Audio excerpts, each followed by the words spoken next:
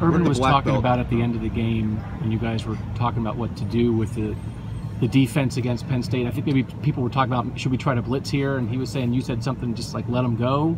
Yeah, it was the last series. We were in nickel, just the rushman's on the field, and coach asked me, "Hey, should we blitz?" I said, "No, let the guys go because that's what they do best. It's just can match up one-on-ones."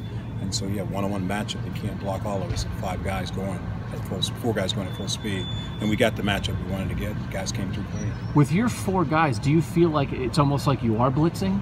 Like it's the same effect? You get that kind of pressure? It's just a lot of pressure coming at you at full speed.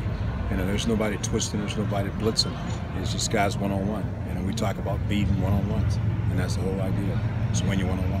We've called them the Rushmen a lot. I know you started that. Now, is there a new nickname, the Black Belts? And how did that start? that's Gus Johnson. Oh, he just came up with that on his own. He did. That's okay. Gus Johnson. He's a black belt guy, and he came in last week and sat down and talked about 30 minutes. He says, "Hey, you're doing some kung fu stuff or something, you know?" I said, "No, it's just called Taekwondo." He said, "Well, I have the same kind of training." And so we got to going back and forth. And he says, "Well, I think who's the guy's got black belts?" I said, "We don't have black belts." So he just kind of, he's a very caring guy. He just kind of gave it to us. And so. Yeah, he was talking about that. Rewatched the game. He was talking about throughout the game. I know. He's a really neat guy. You up. Larry, yeah. Nick has never shied away from comparisons with Joey. There's the number, the whole thing. Is he playing at a level that maybe is at least the equal or surpassed what Joey was at that age? You look at Joey sophomore year, look at Nick sophomore year. Nick is starting to rise. If you go back and look, the thing I keep telling you, when I got here, Joey was a freshman going into his sophomore year, so I didn't have Joey's freshman year. And you can see the things that Nick has gathered so fast as a freshman. Now we're going to his second year.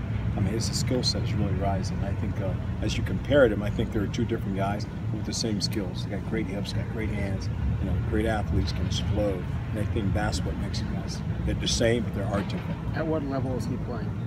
Really high level. Really high level. Big Ten, All-American? I think he's All-American, no question about it. And as a young guy playing as well as a sophomore, you just can't match what he's doing right now. You guys did such a good job against Barkley in the run game. How do you carry that forward against Iowa this week, another team with a really good back? The whole philosophy is stop the run, the rest of the passer. You know what I mean? And we knew going into the Penn State game, we had to stop Barkley. How you stop it? Keep eyes in your gaps. Make him bounce. When he started bouncing, we were sitting in the gaps waiting for him. And so I would present the same kind of problem there. Really a great zone run team, stretch team. And so we've got to get great vertical push, and then got to have our eyes in our gaps. So it's the same kind of fit. If we jump out of the gaps, it's going to be a long day. And that's the thing that guys have been really disciplined about in Barkley. People say, "What'd you do?" We just play best fundamental football. Just keep your eyes in the gap, and he'll show back up. And he did. Mike Hill's back.